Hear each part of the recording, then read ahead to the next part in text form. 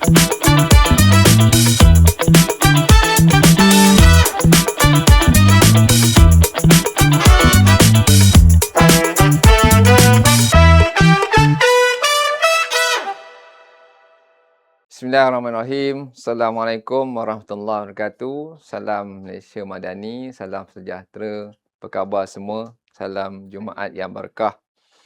Hari ini bicara perpustakaan.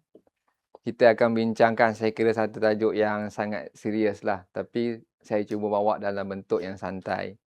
Terima kasih juga dan mungkin yang akan menonton dalam siri rakaman ni. Terima kasih kerana sudi menonton. Sebenarnya yang saya nak sampaikan ni dia tak ada dalam buku. Ini adalah catatan saya sepanjang pengalaman saya berada di Lembaga Rayuan Selangor. Satu persatu saya catat setiap kes tu, kalau ada benda yang baru ataupun benda-benda yang agak kita tak tahu, saya catat dan saya dokumenkan dia. That's why hari ni saya tak berniat nak bagi ceramah tentang Lembaga Rayuan tu apa. Saya nak bercerita saja. Dan mungkin cerita tu lompat-lompat lah sebab saya punya catatan tu, saya jumpa satu kes tu special, saya buat dia punya rumusan apa dapatan dia. Okey, tapi sebelum tu kita kena tahu juga dulu Lembaga Rayuan ni basically-nya adalah melibatkan kes-kes perancangan lah. Yang mungkin yang bukan planner pun kena tahu. Dan juga dalam kes Lembaga Rayuan ni simpelnya dia kena ada 4 pihak. Kalau tak ada 4 pihak ni, tak adalah rayuan dia. Apa dia? Pertama, responden. Dia panggil responden. Siapa dia responden ini? Adalah biasanya pihak berkuasa tempatan. PBT lah. Sebab kita merayu kes-kes perancangan. Yang kedua, dia ada perayu lah. Tak ada yang merayu, tak ada yang perayu, tak adalah lembaga rayuan, nama perayuan. So, perayu ni orang-orang developer yang terkilan, penduduk-penduduk yang terkilan. Lepas tu dia ada satu lagi, dia panggil sebagai pencelah. Pencelah ni apa? Pencelah ni orang-orang yang merasakan ada kepentingan. Contoh macam pihak PBTA lawan dengan pemaju. Tapi dekat penduduk sebelah tu ada manusia duduk. So mungkin terkesan dengan sebarang bentuk keputusan PBT buat, maka pihak pencelah boleh masuk. Itu dia punya pihak-pihak yang perlu ada. Dan last sekali biasanya dia ada pemerhati. Kalau kita nak request sebagai pemerhati. Petang ni tajuknya agak sedikit teknikal sikit tentang prosedur. Tapi tak apalah, kita dengar je lah. Kalau faham tak faham tu dengar je lah dia punya ni. Okey, saya akan pergi terus lompat-lompat dia punya perkara-perkara yang saya jumpa. Ini semua catatan saya lah. Baik. Pertama sekali, dalam mana-mana court case ataupun kes-kes mahkamah, terutama melibatkan lembaga rayuan, dia mesti ada prinsip clean hand. Apa dia prinsip clean hand ni? Tuan-tuan datang satu kes tu mesti dengan hati yang bersih. Macam mana hati bersih ni? Tuan-tuan tak ada bersikap untuk aniaya orang. Memang datang kes tu untuk tujuan tertentu, bukan ada untuk tujuan buruk. Kalau tuan datang tujuan buruk tu, maksudnya tuan-tuan nak menganiaya orang, itu bukan dalam tulus hati yang bersih. So basically dalam mana-mana kes mesti clean hand. Dia panggil mesti ada sifat untuk tuan tuntutkan tuan-tuan punya kebenaran, bukan untuk tuan-tuan mengenakan orang-orang lain. Okey, itu dia. Dalam lembaga rayuan ni, prinsip kedua, dia panggil lembaga rayuan tidak akan decide kes-kes yang melibatkan civil matter. Dalam kes lembaga rayuan ataupun kes mahkamah tu tuan-tuan, biasanya dia ada beberapa perkara. Pertama dia panggil civil matter, kedua criminal matters, yang ketiga planning matters. Tapi lembaga rayuan hanya pertimbangkan planning matters. Contohlah tuan-tuan, pembangunan sebelah rumah tuan-tuan tengah under construction, tiba-tiba bahan binaan jatuh kena kat kaki tuan-tuan, tuan-tuan cedera. Tuan-tuan boleh bawa lembaga rayuan tak? Tak boleh. Sebab itu dia panggil civil matter. Ganti rugi kerana tuan-tuan kelalaian seorang, bawalah civil court. Siapa civil court? Mahkamah tinggi kita, mahkamah rendah kita ada. Tapi kalau tuan-tuan kaki balut patah, tuan-tuan masuk lembaga rayuan. Tuan, ini pembangunan sebelah sudah runtuh kena kaki saya. Tak boleh. Lembaga rayuan tak ada kuasa nak decide. So, dia hanya planning matters. Planning matters tu dia ada pecahan dia lah, ada 6-7 perkara. Tapi yang normalnya masuk lembaga rayuan sebab terkilan dengan keputusan PBT. Kebenaran merancang lah. Yang lain-lain tu ada notice amount, pemeliharaan pokok sebagainya. Kita jarang ada macam tu. Biasanya dia melibatkan kes KM. So, kena ingat bahawa dia adalah planning matters. Benda-benda lain tak boleh buat. Okey, seterusnya. Persoalan, apakah status pencelah adakah dibenarkan sebagai pihak yang benar tersebut atau sebagai penyebut? Okey. Ada satu kes tuan-tuan di PJ. Saya bagi tahu kes sebenar ni. Ni memang catatan saya. Ketuan Bima Sdn Bhd lawan PJ. Bima ni tuan-tuan dia nak buat apa? Bima ni kalau tuan-tuan lalu jalan universiti kat PJ, sepanjang laluan universiti tu dulu rumah. Tapi dalam arti PJ kata dia panggil limited commercial. Saya rasa Puan Pak Izzah pun tahu dia kerja Selangor. Limited commercial ni tuan-tuan, dia dibenarkan tukar guna kepada kawasan perniagaan. Bima ni, dia nak buat apa tuan-tuan? Dia nak buat pameran kereta. Tetapi, dia ada bantahan daripada penduduk sebelah. Kebenaran merancang, PJ telah keluarkan penolakan kepada Bima. Tak setuju. Tapi, penduduk sebelah bantah nak masuk sebagai pencelah. Boleh ke tuan-tuan? Tak boleh lah. Kenapa tak boleh? Sebab PBT dah menolak, dah menyokong kepada dia sebenarnya. Kenapa dia nak sibuk-sibuk lagi jadi pencelah? Kalau dia ada rasa tak puas hati, dia salurkanlah pada PBT sebagai responden. PBT kemukakan ke dalam lembaga rayuan. Tapi dia nak masuk pencelah, tak boleh. Sebab PBT telah pun menyokong kepada dia. Dalam kes tu tuan-tuan, yang specialnya, last kali Bima kalah. Bima kalah. Kenapa Bima kalah? Rupanya dalam dia punya arti tuan-tuan, dibenarkan tukar guna kepada perniagaan, termasuk Dewan Pameran. Tuan-tuan tahu ada satu klausa kat situ. Kecuali pameran kereta. Kebetulan Bima tu, dia nak buat kereta. Ni memang ni kes benar tuan-tuan. Tuan-tuan berdiffer, ni kes benar. Rezeki dia tidak menyebelahi dia. Jadi pihak lembaga rayuan bersetuju dengan pihak PBT mengeluarkan penolakan KM. Tapi status pencelah tak dibenarkan. Sebab apa? Sebab dia dah menyokong. PBT menolak kebenaran merancang telah menyebelahi penduduk. Baik. Seterusnya apa tuan-tuan? Seterusnya perayu mesti mempunyai status sebagai perayu diwakilkan kuasa. Okey, ini satu kes tuan-tuan. Simple aja. Apabila kita membuat kebenaran merancang, dia mesti ada tuan tanah dan pemaju. Tuan tanah dan pemaju. Kalau pemaju tu bukan tuan tanah, dia kena ada power attorney lah. Kebenaran tuan tanah, mungkin DJV. Tuan tanah sebagai tu ada pemaju. Ni dia panggil, di kes ni pada ni dia panggil kes Citra Sama PNSB. Modal ni Selangor versus PJ. PJ lagi kan? Okey, kesnya tuan-tuan, bila dia PJ menolak kebenaran merancang kepada pemaju ni, pemaju datang, dia terkilan. Kes ni lama. Saya rasa lebih kurang saya menguruskan kes ni dekat setahun. Banyak dia kes-kes dalam tu. Last sekali tuan-tuan, masa nak buat keputusan, nak berbincang tu, tuan-tuan tahu apa berlaku? PNSB keluar satu surat, dia memutuskan tidak melantik Citra Sama lagi sebagai pemaju. Memang gila sikit lah. Kenapa macam tu? Tuan-tuan tengok bila kes tu macam tu, yang bawa kepada lembaga rayuan Citra Sama. Bila tuan tanah putuskan hubungan dengan dia, apa lagi nak dibicara? Lembaga rayuan tak boleh bicara. Sebab tuan tanah dah putuskan dengan Citra Sama. Jadi tak ada boleh.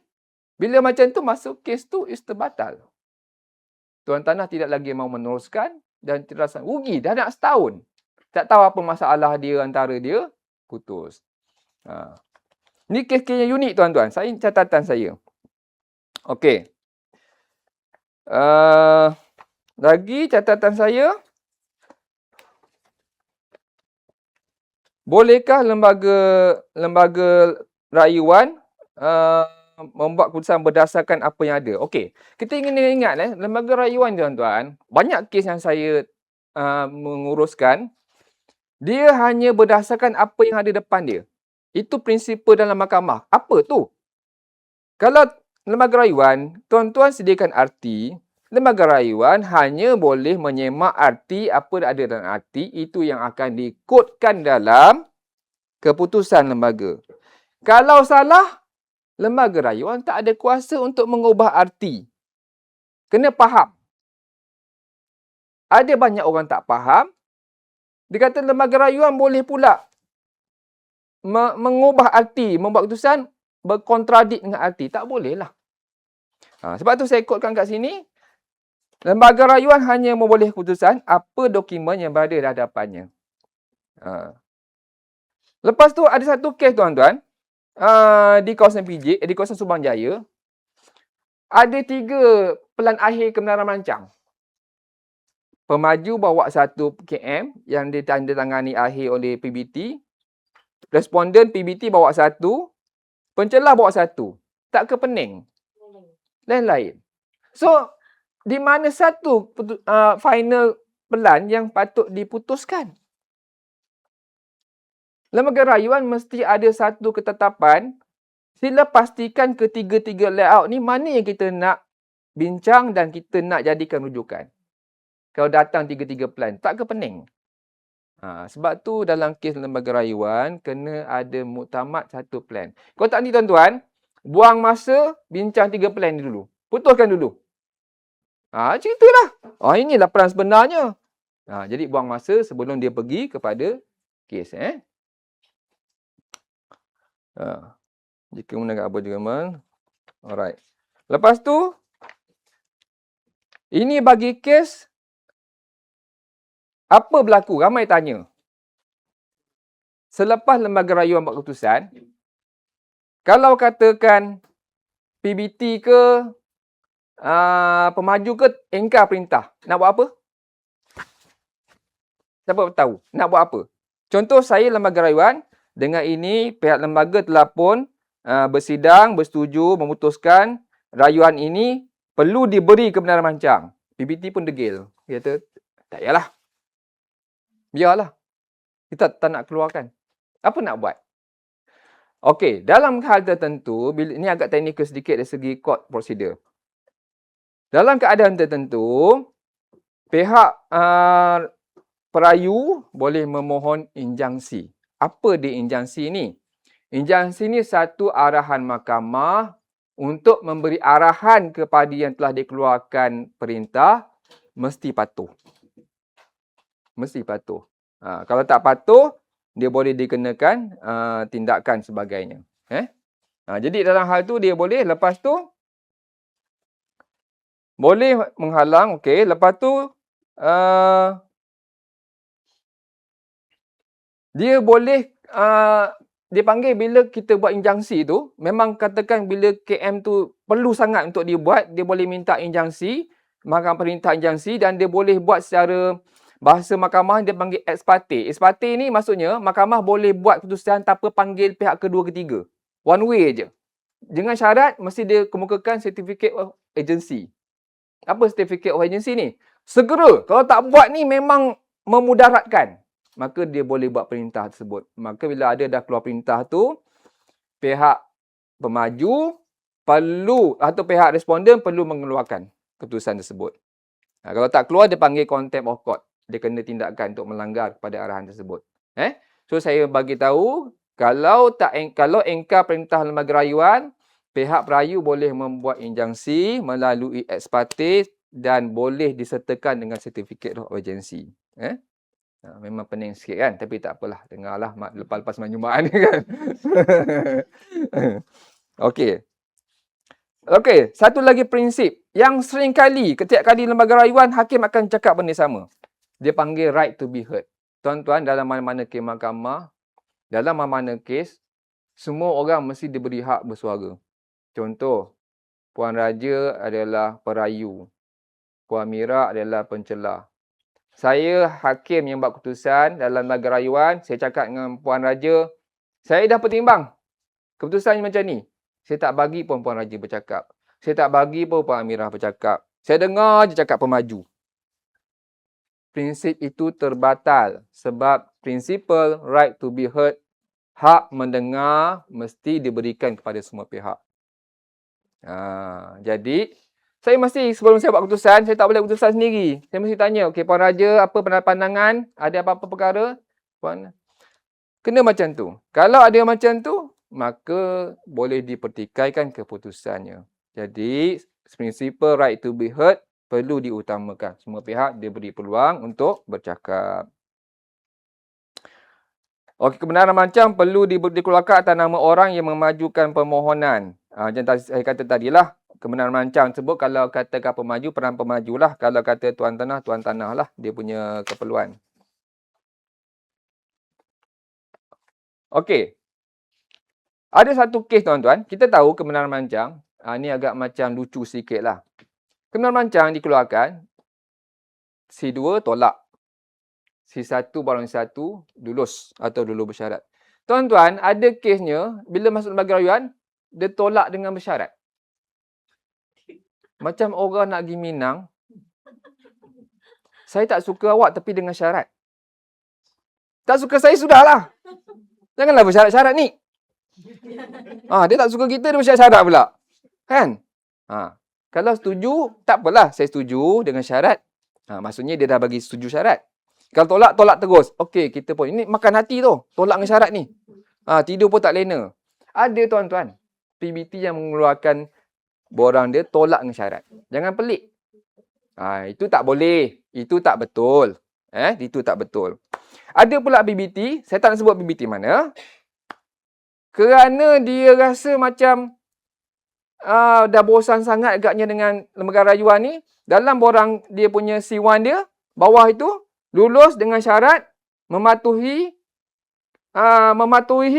lembaga rayuan, keputusan lembaga rayuan. Dia blanketkan di situ. Gila tu tuan. Mana boleh? Macam dia tahu kes lembaga rayuan? Ada. Bukan pelik, tak pelik. Tak pelik. Ada. Saya tak nak bagi tahu PBT mana. Nanti sebab kita belajar je petang ni. PBT mesti ada reason yang kukuh. Ini satu hal tuan-tuan. Banyak kes lembaga rayuan, PBT buat penolakan atau persyarat bukan dengan reason yang kukuh. Contoh saya bagi. Permohonan tuan ditolak kerana terdapat bantahan penduduk. Betul tak? Tak betul tuan-tuan.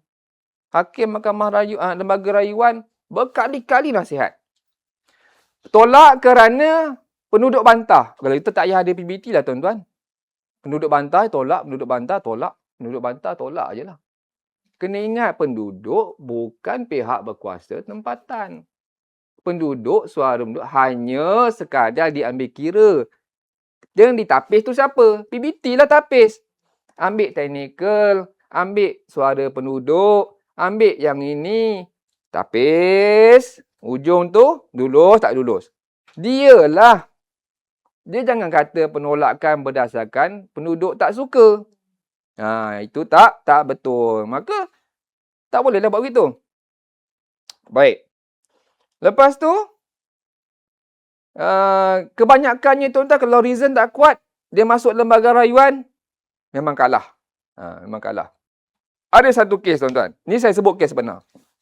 Aruna Mari Medical Center. Saya handle kes ni dengan, lama juga saya perbicaraan dia dengan Majlis Pengandaran Kelang. Aruna Mari Medical Center ni dia nak buat hospital. Guna lot kedai.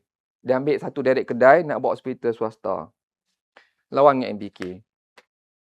Kesnya kenapa ditolak sebagai kes premature peramatan kerana tuan-tuan tahu masuk KM, keluar keputusan KM ada 6 syarat. Masuk tiba-tiba minggu depan ada 7 syarat. Masuk lagi ada kurang pula 5 syarat. So, mana satu final ordernya? Mana satu final keputusan? PBT tidak boleh membuat keputusan sewenang-wenang dengan membatal-batalkan syarat hari ke hari ikut cita rasa sendiri. Tak boleh. Jadi, bila lembaga rayuan masuk, lembaga rayuan dia kata, mana final order dia? Kita ni nak bincang tentang keputusan yang mana satu? Yang 5 syarat ke, 10 syarat ke, 20 syarat? Macam tadilah ni, nak Minang dia. Ni lagi kena. 10 syarat, 12 syarat. Macam tu ni tolak aja ni. Kita tak nak syarat-syarat dah. Nak, tak nak sudah. Ni. Sampai 3 kali masuk cuti. Maksudnya ada negotiation lah. Ada budi bicara. Jadi bila masuk tu, lembaga rayon decide, kes ini premature. Maksudnya tak masak lagi. Maksudnya mungkin exercise tu masih pra. 5 syarat ke, 10 syarat ke. Jadi MPK kena buat final. Final lah, mana dia? Baru dibincangkan dalam lembaga rayuan. Baik.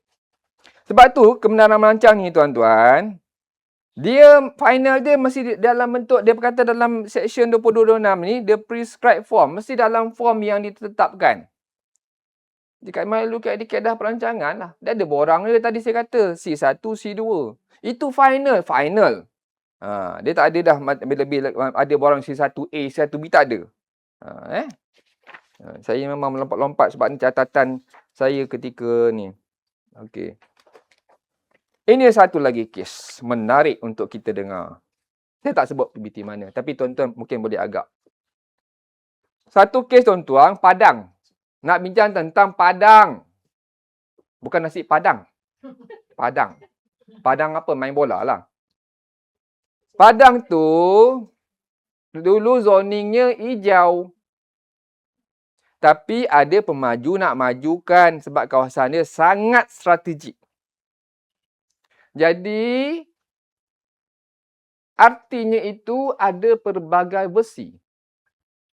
Ada versi yang zoningnya ditukarkan sebagai komersial. Ada versi zoningnya sebagai kawasan hijau. Cover depannya pun bermacam-macam. Persoalannya, macam saya kata tadi, bila masuk lembaga rayuan tak boleh mengubah arti. Dia hanya decide apa yang ada di hadapannya. Tapi kalau ada 3-4 arti depannya, tak ke pening. So, orang bertanya, mana satu yang final arti? Jadi itu benda perlu diselesaikan terlebih dahulu. Barulah meritnya dibincang. Dalam kes lembaga rayuan maupun mana-mana mahkamah, 2 benda, merit dan prosedur. Apa dia? Sebelum tuan-tuan pergi kepada perbincangan merit, mesti bincang the prosedur. Contoh apa? Sebelum tuan-tuan cerita tentang keputusan kebenaran rancang, cerita proses. Ada tak kecacatan berlaku dalam proses? Proses tuan-tuan sediakan arti tu, ada berlaku cacat tak? Tak serve notis sebulan. Tuan, saya tak serve. Cacat lah tu. Tak ikut prosedur. Maka bagaimana nak bincangkan merit kalau prosedur sendiri pun tak betul? Jadi benda tu dilihat secara thoroughly. Jadi dalam kes yang arti berbagai-bagai cover tu tadi, perlu diselesaikan dahulu. Mana yang satu final? Ada satu kes juga tuan-tuan, di PBT juga. Menariknya, tuan tahu tempoh perancangan dan arti tu. Bila dia bawa kepada lembaga rayuan, tempoh arti tu dah habis. Bila dah tamat, kita persoalkan, adakah arti tersebut tak valid? Sebab tempoh perancangan dah habis. Ataupun masih valid. Maksudnya tempoh perancangan tu sekadar tempoh. Selagi tak dibatalkan arti tersebut, maka dia berkuat kuasa. Baik, itu menjadi perdebatan. Tapi yang menariknya dalam kes tu, mereka boleh terima bahawa belum dibatal, boleh terima. Tapi bila kita selak page depan, terang-terang cakap, arti ini hanya terpakai sehingga 2020 contoh. Maka terbatal arti tersebut. Tu teknikal. Sebab apa? Kadang-kadang kita tak perlu pun tulis benda tu. Tapi kita macam nak bagi cantik, tak tahulah. Nak bagi nampak kita ni tersangat teliti, maka kita menulis. Tapi tribe kita. Sebab benda tu diwartakan. Dalam kes tu, tidak boleh dibincangkan arti tu sebab dah luput. Maka, untuk buat arti penggantian terlalu panjang. Jadi, dicadangkan pada waktu tu, kalau mengikut the process law, you kena angkat mana mak bapak dia yang lulus. Mana mak bapak dia yang bagi lulus? Maka dibincangkan bahawa MMKN, pihak berkuasa negeri yang meluluhkan arti, bawalah balik pada mak bapak. Ayah, mak, dah luput. Mungkin mereka ada kuasa untuk lanjutkan pemakaian. Baru boleh dibicarakan arti itu dalam lembaga rayuan. Macam saya kata tadi, lembaga rayuan tak ada kuasa. Pasal arti dah luput. Dah habis. Bincang Saya melompat-lompat sebab ni catatan saya. Boleh ya macam tu ya? Kalau tak faham tak apalah, tuan-tuan senyum-senyum dengar tu. Saya harap macam faham lah sebenarnya. Okey. Ini adalah kes yang berkaitan dengan syarat post condition dengan final condition. Ini pun kadang-kadang PBT terlepas pandang. Keluar KM, lulus dengan syarat. Syaratnya mesti sediakan planter apa? Puan Faizah, planting 10 kaki dulu. Kena sediakan. Perimeter planting 10 kaki gini. Masuk dalam syarat. Orang pemaju pun angkat lembaga rayuan. Angkat lembaga rayuan. Hakim tanya, ni syarat ni boleh sediakan? Dia kata, boleh. Nah, kalau dah boleh sedia, buatlah. Sebab tu dia kena ada post condition dengan final condition. Syarat-syarat yang boleh tu, buatlah. Ni syarat-syarat yang tak boleh. Yang memang nak minta kurang. Kan? Okey, lepas tu isu ni saya rasa tuan-tuan tahu kes ni menarik. Tropiland Sdn Bhd lawan Prime Municipal. Kenapa ni saya nak kupas sikit kes ni tuan-tuan? Dia pemaju ni nak buat building 11 tingkat. Dah siap.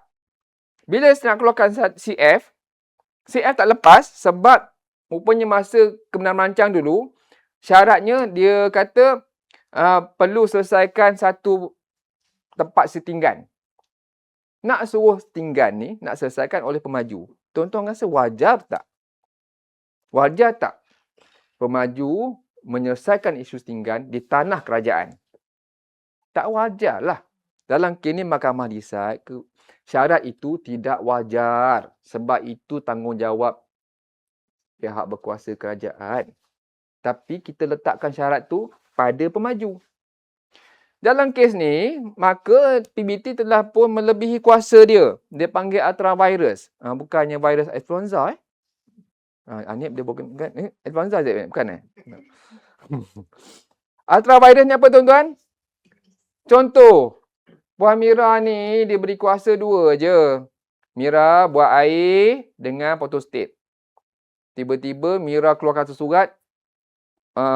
Puan Desi, penempatan baru Puan Desi adalah di PPZR. Boleh tak? Dia buat surat kuning sama. Surat kuning sama. Boleh tak? Tak boleh. Kenapa tak boleh? Dia telah melampaui kuasa yang diberikan. Itu dia panggil ultravirus. Dalam mahkamah, tuan-tuan diberi kuasa A sampai B. Jangan tuan-tuan melampaui sampai di EF. Itu lebih sudu lagi kuah. Terbatuk-batuk Puan Lesi. Dia nak kursus ni.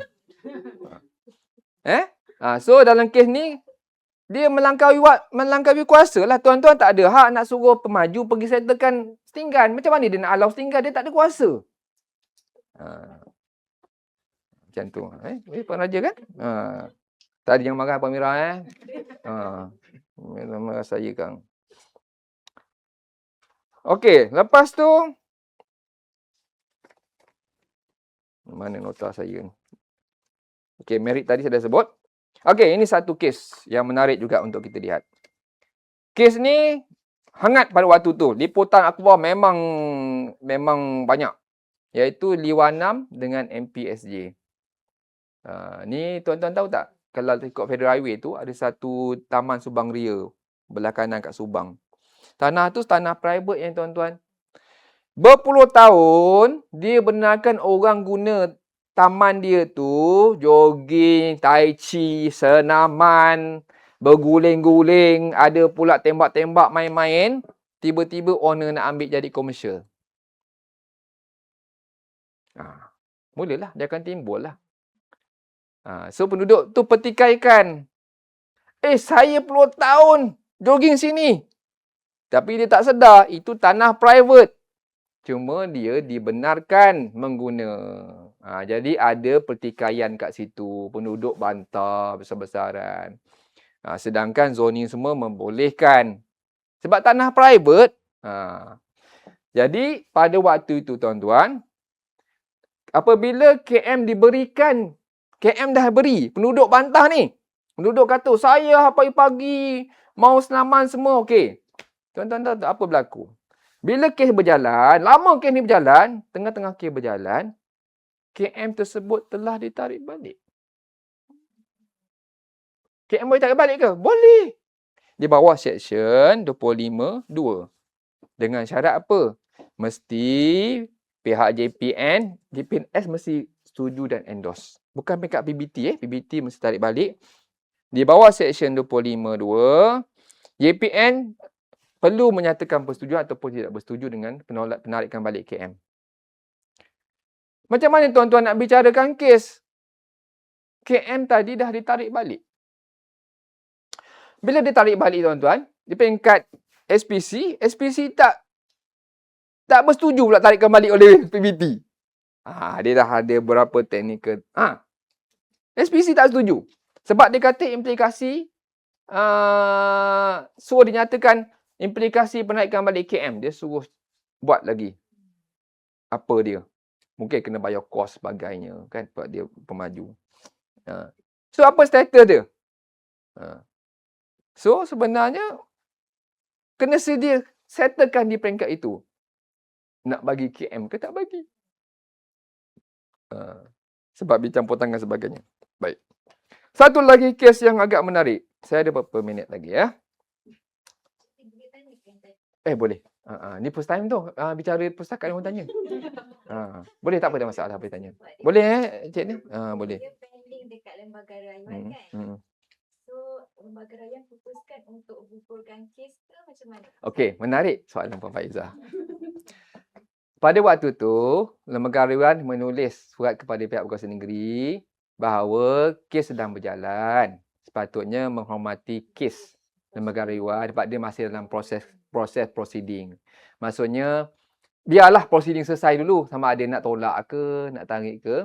Tapi sebab waktu tu ada daripada bantahan penduduk sebagainya, PBT pun panik sebagainya, dia tarik. Tapi bila tarik balik, SPC pula tak setuju. Jadi dalam kes ni, pihak lembaga rayuan, dia KIV. Maksudnya dia menyelesaikan dulu setakat mana yang dah sepanjang kes itu yang KM itu ada. Sebab SPC tidak bersetuju bermaksud KM tu masih stay. Jadi dalam hal ni, keputusan lembaga rayuan nombor 36 tu, dia boleh mengubah ataupun dia mengakas benda tu ataupun dia mengesahkan. Tapi bila kes tu campur tangan tu terlalu panjang, dia punya kes tu tidak diputuskan di lembaga rayuan. Sebabnya ada, ni saya disclaimer lah, ada pelbagai-bagai lagi campur tangan lain-lain. Tapi saya nak bagi tahu tu, benda tu boleh berlaku. Boleh berlaku. Satu kes yang agak menarik. Ketuan Syarikat Risman lawan Kuala Langat. Saya rasa tuan-tuan pun tahu kes ni. Tuan-tuan tahu tak dia panggil zone risiko fatality.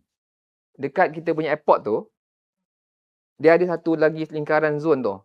Yang tuan-tuan tak boleh bina berapa tingkat. Bangunan. Dia tu tahu, zone dia panggil zone fatality. Jadi, Kuala Langat tolak permohonan dia untuk membina bangunan. Sebab dia kata ni di bawah zone fatality, dalam arti tersebut tak boleh buat. Sebab dia kata tu zone apa? Zone risiko lah. Risiko tu maksudnya tuan-tuan. Saya bertanya juga risiko. Rupanya, dalam 1000 kali flight terbang, satu tu mungkin jatuh di situ. Okey. Jadi dalam kes ni, kita Sapina siapa tau? Sapina kita panggil saksi. Pegawai Jabatan Penerbangan Awam. JPA. Kita panggil dia datang. Yang menariknya, JPA dia kata, tak adalah, boleh je. Satu lagi kepeningan berlaku. Arti kita kata, tak boleh. Tapi pihak berkuasa yang bertanggungjawab kata, tiada halangan. Buatlah.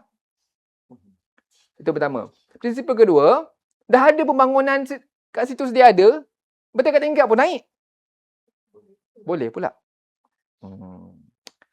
Jadi tuan-tuan, dalam kes ni dibenarkan.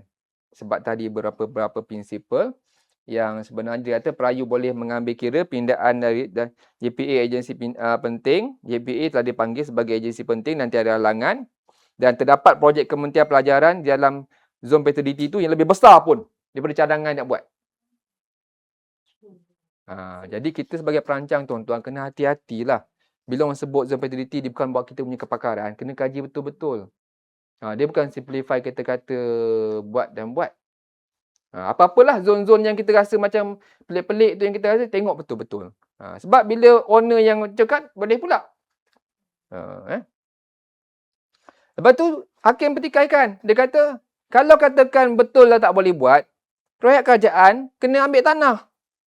Tempatkan dia orang semua kat tempat lain lah. Ada ke? Tak ada. So, buat bila bimbingan, tak ada. Memang tak ada lah. So, itu sebenarnya implikasi arti kita tu besar tau. Kalau kita tidak menjadikan dia sebagai ini. Dan saya dipahamkan pada waktu tu berlaku pindaan pada utility. Mungkin sebab tak relevan ke apa kan. Bolehkah pihak-pihak terlibat mempertikaikan akan kepentingan atau apa juga tersuat terhadap seorang ahli? Ini lagi best, tuan-tuan. Bukan dia pertikaikan kes, dia pertikaikan ahli yang bersidang tu. Ahli lembaga rayuan 3 orang. Pengurusi 2 ahli. Ahli ni kena. Saya tak nak ahli ni ada dalam perbicaraan ni. Boleh berlaku. Dia akan minta dia panggil preliminary objection, bantahan awal untuk kita dengar, bincangkan ahli ni boleh ke tak boleh sit. Dah satu hal pula. Waktu tu saya banyak belajar dengan Mr. Tim Hassan, Mr. Ho, arwah Puan Nora. Puan Nora dah tenteh. Pada waktu tu kesnya arwah Puan Nora. Pasalnya waktu tu dia nama dia ada dalam penyediaan garis panduan kawasan KSAS. Dan dia membicarakan isu KSAS. Jadi dia minta bantahan. Kalau dia kata kalau Hadin duduk, bias lah. Pasal dia sit untuk penyediaan tu. Dia dengari lah. Dan akhirnya buat keputusan tidak mengetepikan ahli waktu. Dia boleh saja, arwahnya boleh duduk situ. Sebab dia dah bersara. Dia tidak ada kaitan dengan penjawat awam pun. Pasal dia nanti peguam. Dah sasar peguam dia gali-gali habis. Dia nanti peguam. Okey. Instrumen pastikan berunding ni. Apakah langkah seterusnya setelah order LR dikeluarkan? Okey. Ramai bertanya. Kalau lepas lembaga rayuan buat keputusan, katakan lembaga rayuan kata boleh diberi kebenaran merancang. Apa BBT nak buat? Dia bukan automatik terus pemaju dapat tau. Apa PBT nak buat? PBT kena kembalikan semula kepada full board di PBT ataupun OAC, angkat balik keputusan lembaga rayuan, keluarkan balik C1. Barulah pemaju boleh. Dia perintah lembaga rayuan tu tidak menjadi sebagai C1 tau. Dia kena angkat semula kepada majlis. Tu tadi tu kalau kata majlis berdegil, dia boleh buat injangsi lah. Injangsi untuk melanggar perintah lembaga rayuan. Boleh. Masa angkat balik ke OAC dia kira permohonan kali kedua ke ataupun kira mematuhi dia kena sebagai mematuhi keputusan lembaga rayuan lah. Dia tidak tak kena masa tu. Fee tu saya tak pasti. Saya tak pasti, itu tidak dibincangkan lah. Cumanya pada hemat saya dia tak ada fee dah kot. Dia ibaratnya macam dia angkat saja keputusan mahkamah tu untuk dibacakan dan tidak boleh dipertikaikan lah. Dia kena mematuhi lah. Keluarkan sahaja C1 balik.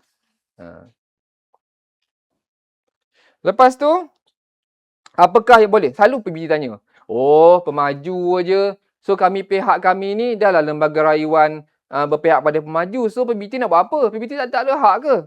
Ada. Bawah judicial review, semakkan kehakiman. Kalau PBT tak puas hati, lembaga rayuan berpihak pada pemaju, angkatlah kes ni semakkan kehakiman. Maklumkan bahawa pihak PBT tak bersetuju dengan keputusan lembaga rayuan. So saya minta semakkan semula. Boleh dibuat. Boleh, tak ada masalah. Bolehkah kes yang sama dibicarakan dalam? Tak boleh. Ini banyak kes. Contoh, Puan Raja ada dah fakta kes sama, layout sama, masuk lembaga rayuan, kalah. Lepas tu, kita masuk bulan depan lah, kot-kot pengurusi lupa. Boleh? Tak boleh. Tak boleh bicarakan kes yang sama, fakta yang sama di lembaga rayuan. Dia panggil tu kalau prinsipal mahkamahnya fantas officio. Maksudnya sebarang kes tidak boleh dibincangkan 2 kali kepada fakta yang sama, perkara yang sama. Sekali je Puan Raja. Jangan tiba-tiba ubah pula cover depan kan. Kalau konon hakim tak perasan lah. Tak boleh. Tak boleh. Okey, lepas tu, apakah tindakan beribadah oleh pelayu jika responden gagal mematuhi order tadi? Saya dah beritahu. Bolehkah satu kes dia bawa... Okey, banyak juga orang tanya. Oh, kami pemaju tak nak melalui lembaga rayuan lah. Leceh. Nak terus high court. Boleh ke? Okey. Jawapannya, boleh. Tapi kebiasaannya yang berlaku di Selangor, kena tendang. Kenapa kena tendang? High court ni tuan-tuan, dia orang civil matter ni banyak. Nak nunggu permohonan pun banyak. That's why dia wujudkan lembaga rayuan ni untuk reducekan hal-hal perancangan ni bawa lembaga rayuan. Biasanya High Court akan cakap, LL kan ada, you pergi dulu sana. Dia akan advise lah, you pergilah dulu sana. Barulah tak dapat tu baru ke kita. Biasanya boleh. Jawapan boleh. Tapi biasanya kena juga ditendang kepada lembaga rayuan. Baik. Habis dah ni. Panjang lagi. Tapi petang-petang cerita tentang teknikal ni kan mabuk kita. Bolehkah ialah mengenakan kos dalam ordernya? Boleh. Boleh tak lembaga rayuan nak kenakan kos? Boleh. Saya dalam kes yang saya jadi pendaftar, banyak dia orang minta kos. Yang menang tu lah. Kos dia berulang-alik, kos dia tu. Dan diluluskan. Boleh dikenakan. Boleh dalam kuasa atas kita boleh dikenakan kos. Boleh minta kos. Bolehkah perayu hantar notis rayuan melebihi masa? Okey, kita kena ingat dalam akta kita sebut apabila serve satu C2 tu ke C1 tu, tarikh situ sampai 30 hari tu tempoh rayuan. Lembaga habis tak boleh rayu. Tak boleh rayu. Kecuali ada kes tuan-tuan kena demam denggi. Sorry ni, bukan kau lah. Ni perayu tu. Demam denggi yang teruk. Sebulan tak boleh bangun. Bila sebulan tak boleh bangun, dia tak bolehlah pergi nak angkat ke lembaga rayuan. Habis itu boleh? Boleh. Di bawah Subordinate Court Rule memang membenarkan. Janji tuan-tuan kena buat affidavit. Pengakuan bersumpah. Dengan ini, saya bukan sengaja. Saya demam denggi. Tak boleh bangun. Bukan kau ni? Okay. Tak boleh bangun, tak larat, saya gini. Boleh dipertimbangkan dan dibenarkan. Saluran tu ada. Tapi bukan dengan sengaja lah. Kalau dia lepak-lepak kat rumah. Dah sebulan lah. Pergilah esok. Tak boleh lah. Mesti ada sertifikat. Macam ni. Saya pergi honeymoon. Dia Turki tak balik-balik. Boleh ke? Boleh. Ni boleh ni. Boleh ke honeymoon? Tak boleh lah ni. Itu sengaja. Sini je ni honeymoon. Boleh? Tak boleh ke? Itu gurau petang-petang ni. Bolehkah perayu menarik balik rayuan? Boleh. Puan Raja dah submit rayuan, dah bicara panjang dah nak menang dah. Tuan Hakim, saya tarik balik lah. Boleh, tak ada masalah. Mungkin dia dah bincang di luar kan. Dia dah ada persefahaman. Tak ada masalah. Apakah yang boleh dibuat jika dapati terdapat kecacatan semasa memfailkan noti rayuan? Kalau masa memfailkan noti rayuan tadi kecacatan, Pihak responden tak puas hati. Dia ni dah lepas sebulan, kenapa minta lagi? Dia boleh bincang dulu, dia panggil preliminary objection. Minta dalam court, tuan saya nak bincang dulu ada kecacatan berlaku dalam proses ni. Sila buktikan, ini buktinya. Sepatutnya 30 hari, dia submit dah lebih tuan. Ada reason? Tak ada. Boleh. Jadi, tak adalah orang bincang merit dah. Awal-awal dia dah kena scratch dah. Bolehkah persatuan penduduk memasuki noti rayuan sebagai perayu? Boleh. Tapi, salah seorang daripada situ mesti ada local standby. Mesti ada orang yang berhak. Yang saya nak habis dah. Local standby tahu tak apa? Local standby tahu ni? Tak tahu. Local standby ni pergi jalan dekat Alamanda. Tiba-tiba termasuk satu lubang. Kaki patah ni. Kaki patah. Doktor sahkan ni bukan patah riuk. Jadi ni ada local standby untuk pergi sue majlis. Ni ada hak. Tuan tengok tuan, kaki saya patah riuk. Saya lalu di jalan tuan tu tadi tu, lubang terbuka tuan. Saya nak buatkan tuntutan ganti rugi. Boleh? Dah dibuktikan ada local standby. Tapi kalau ni jalan-jalan tiba tu saja-saja, pergi pula majlis. Tuan saya nak bagi tahu ni, saya nak saman ni, semua ni. Apa implikasi pada awak? Tak adalah, saya sajalah saya tengok sini, saya rasa macam tak kena ni. Boleh ke? Tak boleh lah ni. Tak ada local standby. Contoh ni bukannya orang sebelah projek terkesan kan? Sebelah tu nak buat pembangunan, ni tak puas hati orang buat pembangunan. Ni duduk jauh tu kat Semenyih. Suka-suka pula pergi situ. Saya nak bantah ni. Apa hak awak bantah? Kan? Saya bantah lah. Dia punya udara tu, indeks udara dia lepas ke Semenyih tu. Tak boleh lah. Bohong sangat lah macam tu kan. Tak boleh. Mesti ada local standby. Baru ada hak. Dah, saya tahu masing-masing tengok jam dah. 4.30 kan. Dia pun nak balik juga. Okey. Sebenarnya banyak lagi saya nak cerita ni. Teman saya tengok mana-mana pilih-pilih Boleh bagi tentu masuk sebagai pencelah tanpa permohonan user review Saya pun ada buat artikel nanti saya bagi. Saya ada pun banyak saya buat artikel tentang kes-kes mahkamah. Tak apalah, ni banyak lagi nanti kemudian kita ceritakan. Jadi tuan-tuan, sebenarnya kesimpulannya ini catatan saya. Saya bos disclaimer, apa yang saya katakan tadi tidak berkaitan sama sekali dengan mana-mana pihak. Bukan untuk tujuan ni, tapi ini untuk tujuan akademik. Kita belajar sama-sama yang kes-kesnya dan mungkin ada tersalah ke bahasa sebagainya, saya mohon maaf. Ilmu ni yang tidak ada dalam buku. Ini memang saya sendiri kumpul satu-satu saya buat. Untuk kita punya pemahaman lah. Kalau tak faham, tak apalah ni. Nak buat macam mana ni usaha dah dibuat kan. Doa banyak-banyak ni doa, ambil semayang selalu, apa muka. InsyaAllah ilmu akan masuk balik. Okey. Saya mau minta maaf ni gurau ni Ni pun sanggup aja semua dia. Okey, jadi saya rasa saya sudahilah bahagian bicara percakapan ni dengan terima kasih semua yang sudi hadir dan juga yang mungkin akan mendengar rakaman ni.